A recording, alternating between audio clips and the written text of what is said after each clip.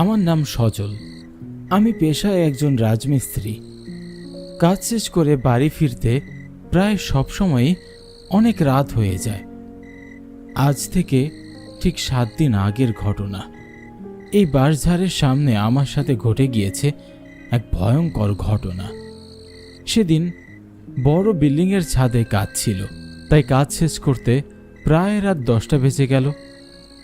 তারপরে আবার সবার দিনের টাকা বুঝে দিয়ে আসলাম মন্টু ভাইয়ের চায়ের দোকানে।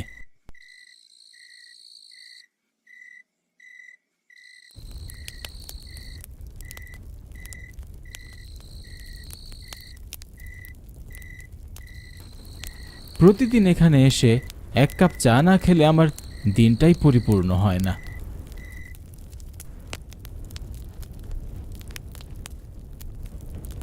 মন্টু ভাই, 1 কাপ চা দাও তো, মাথাটা ভীষণ ধরেছে আজ, কাজের এত চাপ। কিরে সজল, আজ এত রাত হলো যে? আর বলো না, কাল ছাদ ঢালাই করতে হবে, রাতের মধ্যেই কাজ শেষ করতে হবে, তাই দেরি হয়ে গেল। তার মধ্যে সারাদিন এত রোদে যে গরম, ঠিক মতো কাজও করা যায়নি।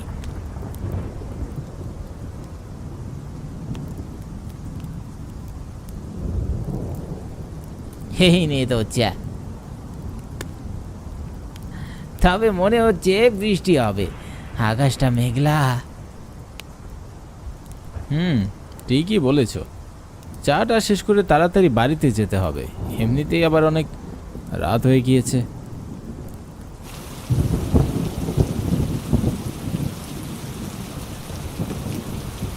এই সেরেছে, এখন বাড়ি যাব কি করে?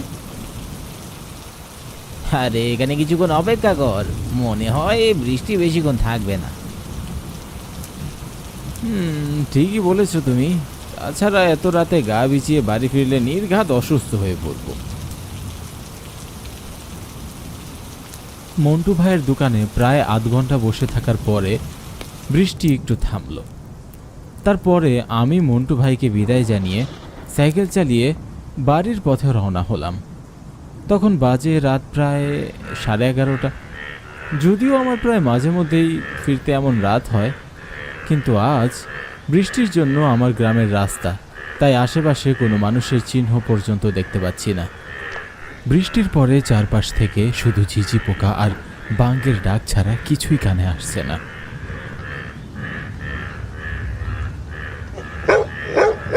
হঠাৎ আমার পিছনে কুকুর ডেকে উঠল।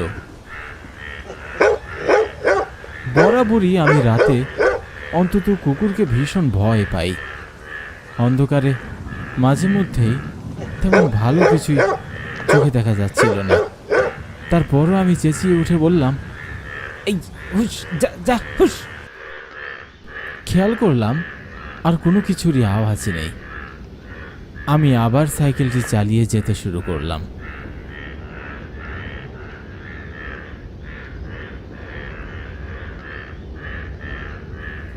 আমার বাড়ি যাবার পথে বিশাল এক বাঁশঝাড় পেরোতে হতো। আমি যখন সেই বাঁশঝাড়ের কাছাকাছি আসি, তখন হঠাৎ করেই ভীষণ বাতাস শুরু হলো। বাতাসে যেন বাঁশঝাড় দুমড়ে মুচড়ে পড়ছে। আমি ভয়ে সাইকেল থামিয়ে সেখানেই দাঁড়িয়ে পড়লাম। কিছুক্ষণের মধ্যেই আবার বাতাস একদম থেমে গেল। বিষয়টি আমার কাছে সুবিধার মনে হলো না, কারণ আমি গ্রামের মানুষ, তাই জীবনে ভূত না দেখলেও এগুলো যে আছে সেটা আমি বিশ্বাস করি। আমি আবার চিন্তা করলাম যত দ্রুত সম্ভব সাইকেল চালিয়ে বাড়িতে ফিরব। কিন্তু ঠিক সেই সময় বাঁশঝাড়ের ভেতর থেকে এক মেয়ের কান্নার আওয়াজ ভেসে আসলো। আমার ভেতরে আরো ভয় করতে লাগলো, কারণ এত রাতে তো কোনো মেয়ে বাঁশঝাড়ের মধ্যে কান্নাকাটি করতে পারে না। এটা নিশ্চয়ই অন্য কিছু। আমার সাথে আজ ভয়ানক কিছু হতে চলেছে। এটা ভেবেই আমি দ্রুত সাইকেল চালাতে লাগলাম। কিন্তু সেদিন আসলে আমার বাঁচার কোনো উপায়ই ছিল না। আমি কোনো রকমে বারঝাড়টি পার হতেই দেখি আমার সামনে রাস্তায় একটি সাদা কাপড়ে মোড়ানো লাশ পড়ে আছে।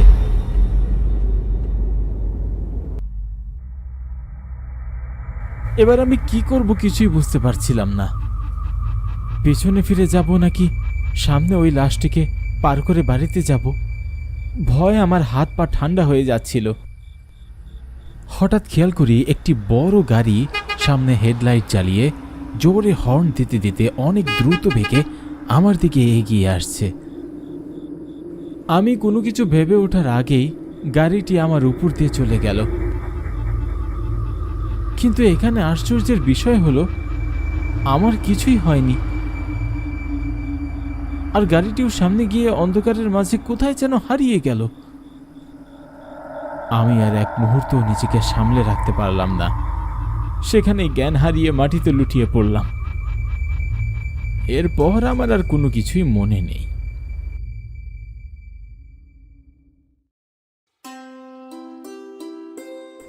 পরের দিন যখন আমার জ্ঞান ফিরে, তখন আমি আমার বিছানায় নিজেকে আবিষ্কার করি। আমার পাশে আমার স্ত্রী বসে আছে। আমার জ্ঞান ফিরতে দেখে সে বলল, কি গো, এখন কি তুমি ঠিক আছো? কি হয়েছিল তোমার? ভোরবেলা ইমাম সাহেব তোমাকে রাস্তায় অজ্ঞান অবস্থায় পেয়েছে।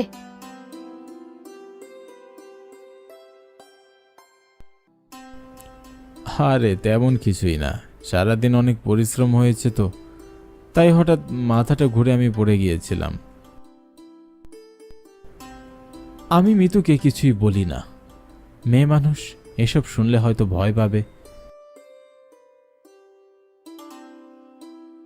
এরপরে টানা 3 দিন আমার গায়ে ভীষণ জ্বর।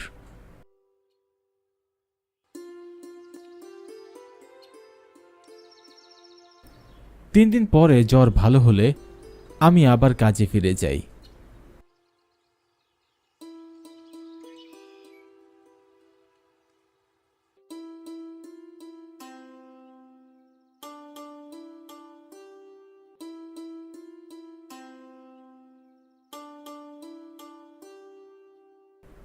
কিন্তু এখন আর রাত করে বাড়ি ফিরি না, মাগরিবের আজানের পরপরই বাড়িতে ফিরে আসি।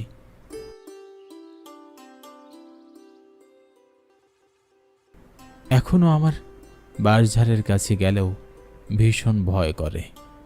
সেদিন হতো আমার সাথে। যাই হোক, সেদিন আমি জীবনের প্রথম ভূত কি জিনিস সেটা উপলব্ধি করতে পেরেছিলাম।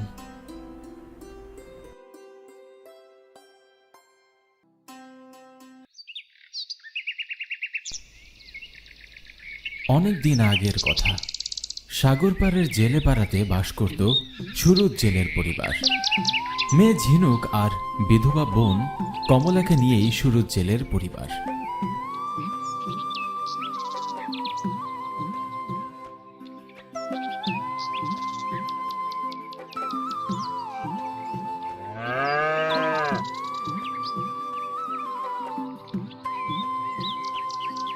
সুরজ জেলে মস্ত বড় এক মাছ নিয়ে এলো ঘরে।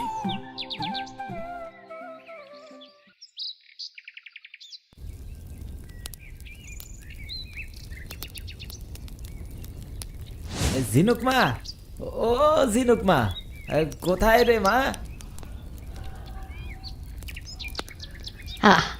ভাইজান, দাও মাছটা দাও।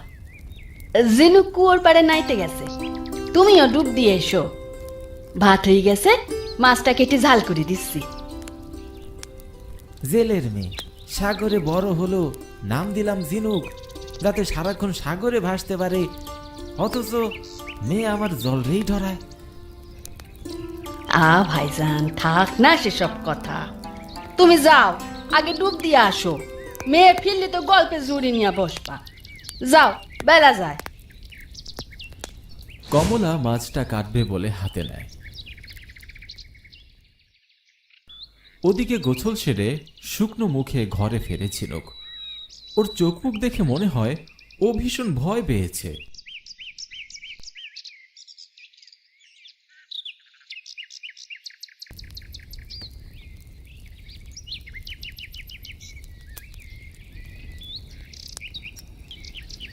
জিনুক মা, এসেছিস? কি রে, তোর মুখটা এমন শুকনো কেন? ফুফুজান, তুমি যে জল পিশাচের গল্প বলো তা কি সত্যি নাকি নিছক গল্প? কেন, কি হয়েছে ঝিনুক মা? ঝিনুক কিছু বলতে চেয়েও বলতে পারল না। তার হাত পা যেন হিম হয়ে যাচ্ছে।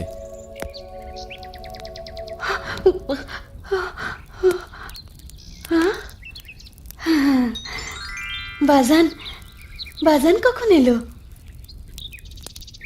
ওরে আমার আলালের ঘরে দুলালি, হ্যাঁ, মাছ দেখি মেয়ের মন ভালো হয়ে গেল। যা, আসন পাত, আমি খেতে দিচ্ছি।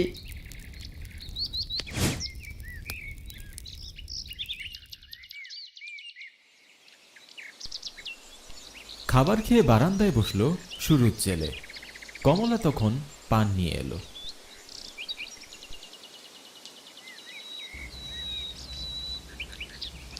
ভাইজান, আপনার পান। এত ভালো মাছের ঝোল খেয়ে মনটা বড্ড পান পান করছিল। দে বোন দে। ভাবছি সামনের বার ফেরার সময় তোর জন্য একটা শাড়ি নিয়ে আসবো। আর কি কি লাগবে বলছেনি? বিধবা মানুষের এত চাওয়া পাওয়া ভালো নয় ভাইজান। একটা সাদা থানি ঠেট।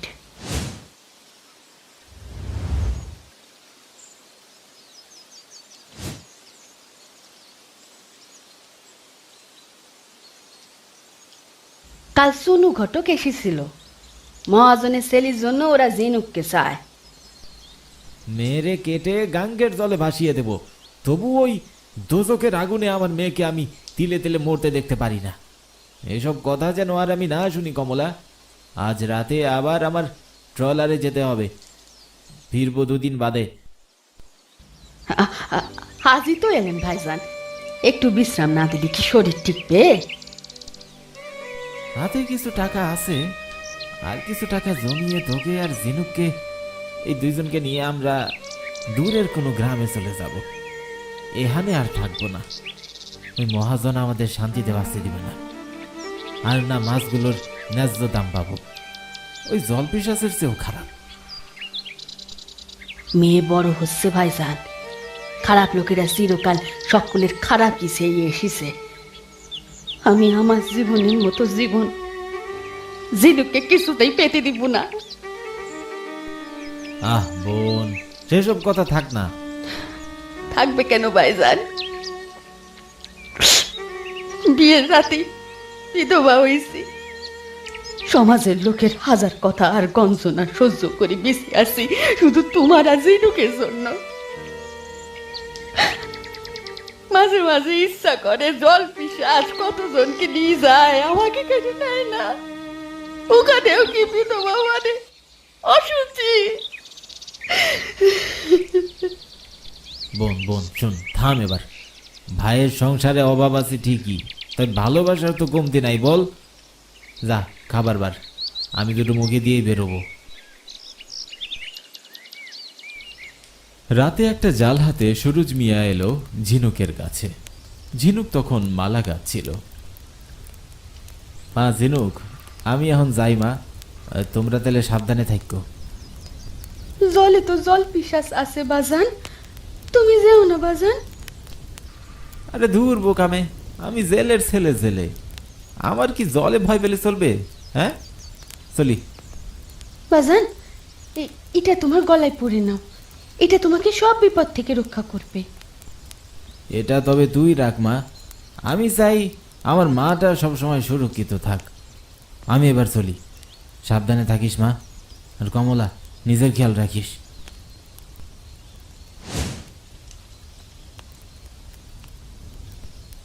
সেদিন রাতে ঘরের কোথাও খাবার পানি ছিল না। কমলা হঠাৎ করে অনেক অসুস্থ হয়ে পড়ল। পানি, একটু পানি। আহ, আহ, বুকটা যেন ফেটে যাচ্ছে। ও পানি, পানি, একটু পানি। কি করে? ঘরে তো আজ একটু পানি নেই।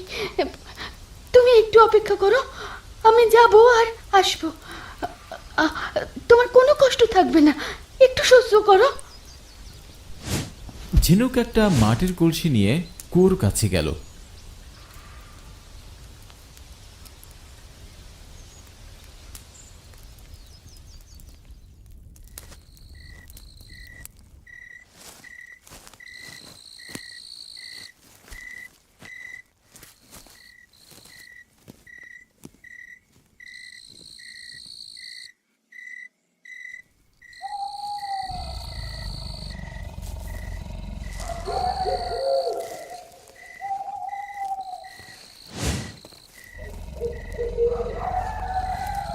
সে পানি তুলল,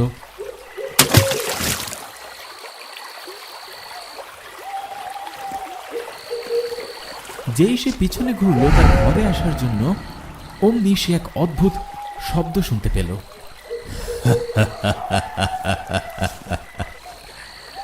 সেই তো তোমাকে আসতেই হলো। আর কত পালাবে তুমি আমার থেকে? তোমাকে আমি আমার রানী করে রাখবো। আমার কাছে চলে এসো। কে কে কে তুমি? সামনে কেন আসছো না? কি চাই তোমার?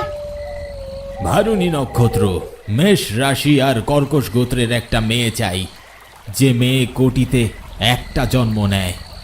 আর তুমি সেই মেয়ে। আমি তোমাকে পেলে আমি অমর হব। কে তুমি? আমার সামনে কেন আসছো না? আমি জল পিশাচ। আমাকে এই শুকনো ভূমিতে তুমি কি করে দেখবে? তবে আজ দুপুরে কুয়োর জলে তো দেখেছ। আমার কাছে চলে এসো, কখনো তোমার চোখের আড়াল হব না।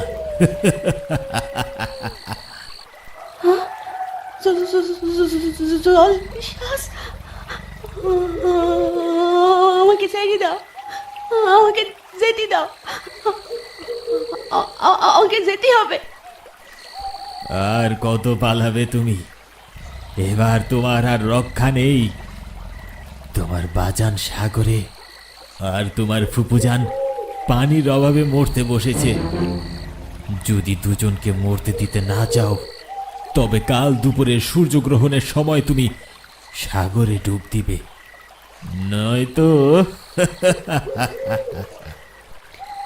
না না, তুমি ওদের কোনো ক্ষতি করবে না।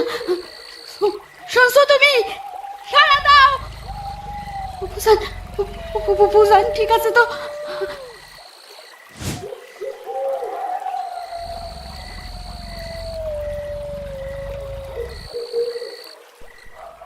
ঝিনুক পানির কলস নিয়ে ছুটে ঘরে চলে আসে।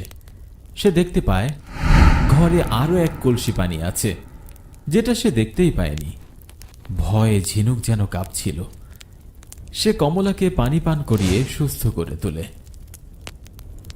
তারপর কি সব ভাবতে ভাবতে সে ঘুমিয়ে পড়ে।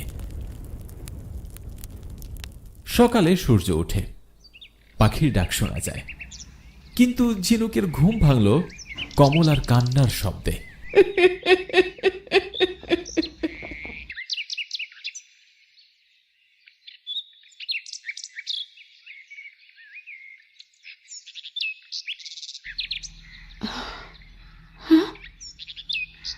ফুফুজান, ফুফুজান, তুমি এভাবে কেন কাঁদছো?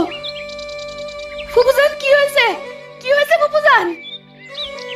তোর বাজারের ট্রলার সাগরে ডুবে গেছে, কাউকে খুঁজে পাওয়া যায়নি। হায় হায়, এবার আমাদের কি হবে? কি করে জীবন কাটাবো আমরা? তোর কি হবে জিনু?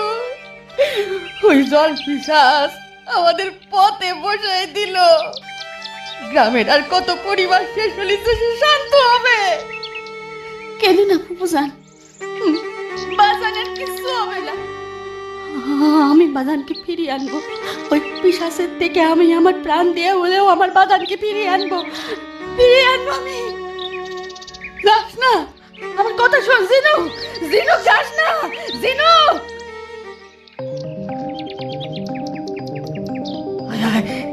মেয়েটা কোথায় চলে গেল? ও যে জলে বড্ড ভয়।